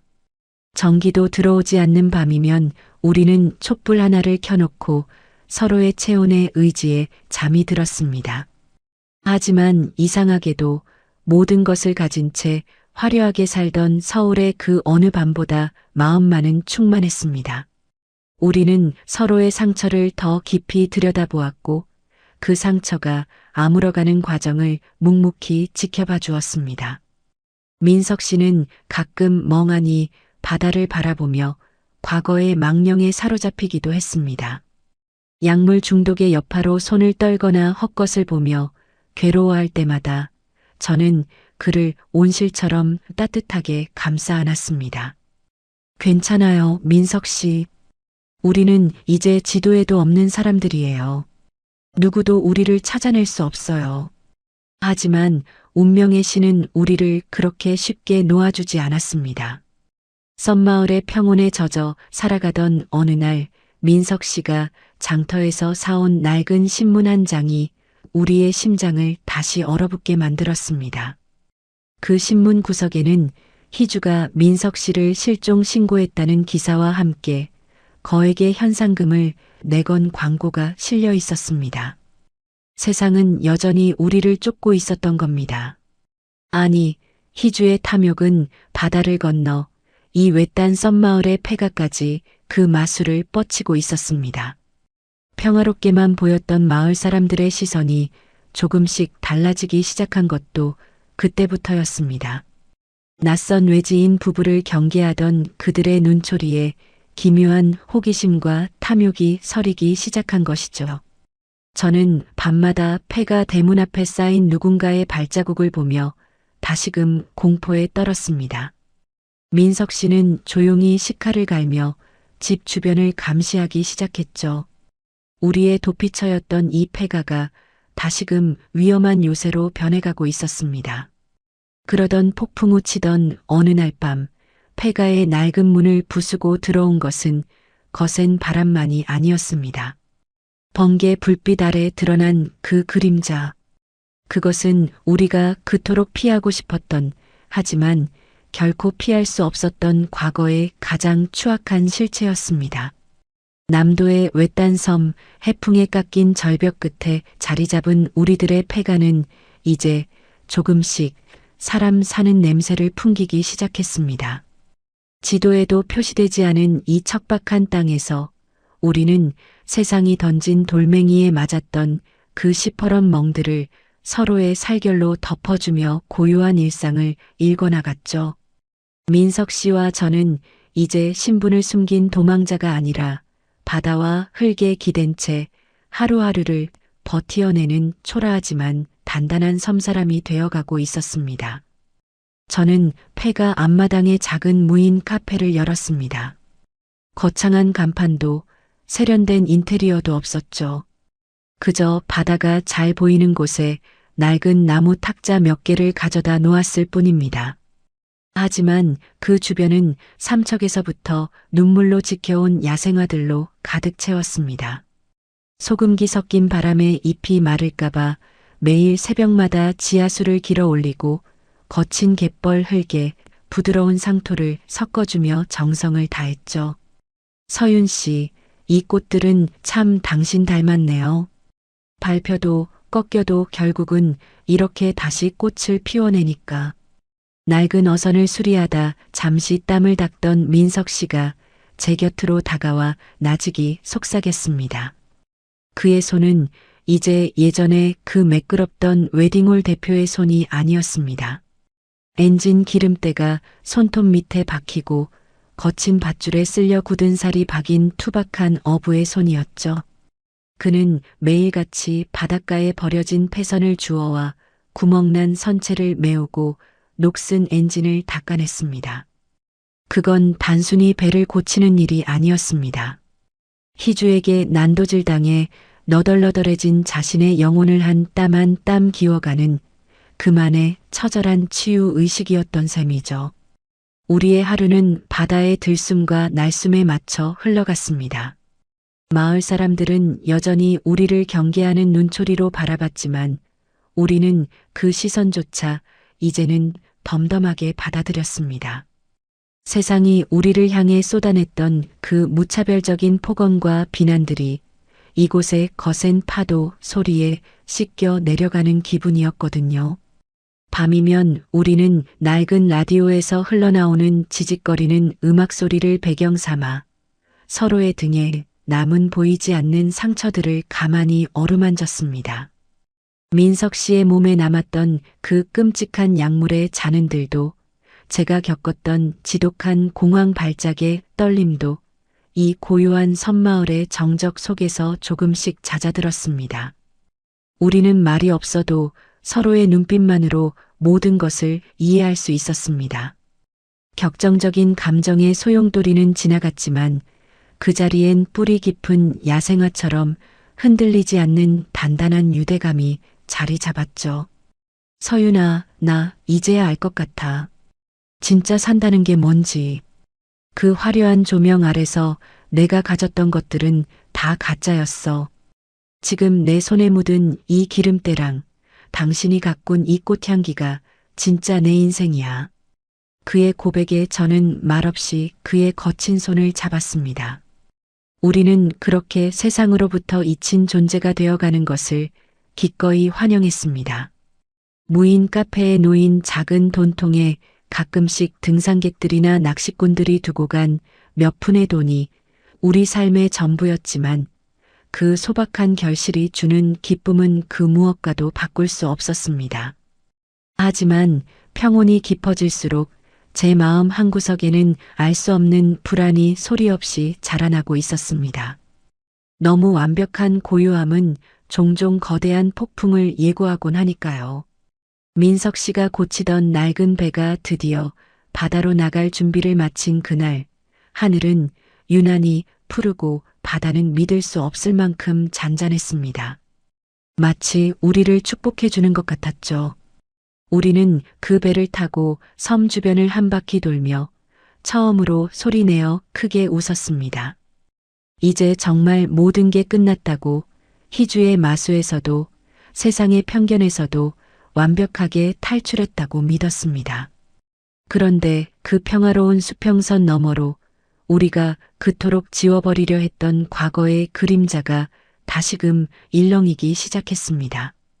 섬마을 유일한 선착장에 낯선 검은색 차량이 내리는 것을 보았을 때 제 심장은 다시금 차갑게 얼어붙었습니다. 민석 씨의 손이 제 어깨 위에서 딱딱하게 굳어가는 게 느껴졌죠. 희주가 보낸 사람일까요? 아니면 우리를 현상금 사냥감으로 여기는 또 다른 약탈자일까요? 우리는 서둘러 폐가로 돌아와 대문을 걸어 잠갔습니다. 하지만 낡은 나무 대문은 우리를 지켜주기엔 너무도 나약해 보였습니다. 밤이 깊어지자 무인 카페 앞에 심어놓았던 야생화들이 누군가의 발길에 처참하게 짓밟히는 소리가 들려왔습니다. 서걱, 서걱. 꽃줄기가 끊어지는 소리는 마치 제 심장이 다시 무너지는 소리처럼 들렸습니다. 여러분, 긴 어둠의 터널을 지나 드디어 이 섬마을의 끝자락에서 맞이하는 마지막 새벽입니다. 어젯밤 우리를 위협하던 그 비열한 그림자들도 끈질기게 발목을 잡던 희주의 탐욕도 이제는 저 깊은 심해 속으로 가라앉은 듯 고요하기만 합니다. 세상은 우리를 현상금 붙은 사냥감이나 부도덕한 낙인이 찍힌 죄인으로 취급했지만 우리는 그 모든 오물을 뒤집어 쓰고도 결국 살아남았습니다. 아니, 비로소 진짜 삶이라는 것을 시작하려 합니다. 파도가 잔잔하게 일렁이는 이 새벽녘, 세상 그 누구의 시선도 닿지 않는 이 외딴 바닷가에서 민석 씨와 저는 마주 섰습니다. 화려한 웨딩홀도 수천만 원짜리 드레스도 축복해줄 하객 한 명 없는 초라한 결혼식이죠. 하지만 제 손에는 민석 씨가 이른 새벽 이슬을 맞으며 정성껏 꺾어온 들꽃 반지가 들려있고 그의 머리 위에는 제가 갯바람을 견디며 키워낸 야생화로 엮은 소박한 화관이 얹혀 있습니다. 서윤 씨, 아니, 이제는 그냥 나의 서윤아. 세상이라는 감옥은 우리에게서 많은 것을 앗아갔지만 결국 가장 소중한 건 뺏지 못했네요. 바로 당신과 내가 서로의 상처를 알아보는 그 눈빛 말이에요. 민석 씨가 떨리는 손으로 들꽃 반지를 제 네 번째 손가락에 끼워 주었습니다. 그 투박하고 거친 어부의 손가락 끝에서 전해지는 온기는 예전 그 어떤 보석보다도 뜨겁고 찬란하게 제 심장을 파고들었습니다. 저 또한 그에게 화관을 씌워주며 4년 전 남편을 잃고 멈춰버렸던 제 인생의 시계가 이제야 다시 힘차게 돌아가고 있음을 느꼈습니다. 우리는 서로의 구원이 되기로 맹세했습니다. 남편 잡아먹은 년이라 손가락질 받던 저와 약물에 절여진 채 폐인이 되었던 그가 만나 서로의 짓무른 상처를 살결로 덮어주었던 그 시간들. 그것은 비극이 아니라 우리가 다시 태어나기 위해 거쳐야 했던 잔인하고도 숭고한 통과 이래였습니다. 이제 우리는 희주가 설계한 지옥도에서도 마을 사람들의 돌팔매질에서도 완전히 벗어났습니다. 지도에도 표시되지 않은 이 작은 섬 소금기 어린 패가 마당에서 우리는 비로소 새로운 생의 첫 문장을 적어 내려갑니다. 우리는 살아남았고 서로를 사랑하며 마침내 자유롭다. 이 문장 하나를 얻기 위해 우리는 그토록 먼 길을 돌아온 것이겠죠. 수평선 너머로 붉은 해가 떠오르며 바다를 황금빛으로 물들입니다. 민석 씨가 수리한 낡은 어선이 파도에 맞춰 기분 좋게 출렁이고 제가 가꾼 야생화들은 갯바람 속에서도 꼿꼿하게 고개를 듭니다. 이제 더 이상 숨지 않을 겁니다. 우리의 신분이 무엇이든 세상이 우리를 무엇이라 부르든 상관없습니다.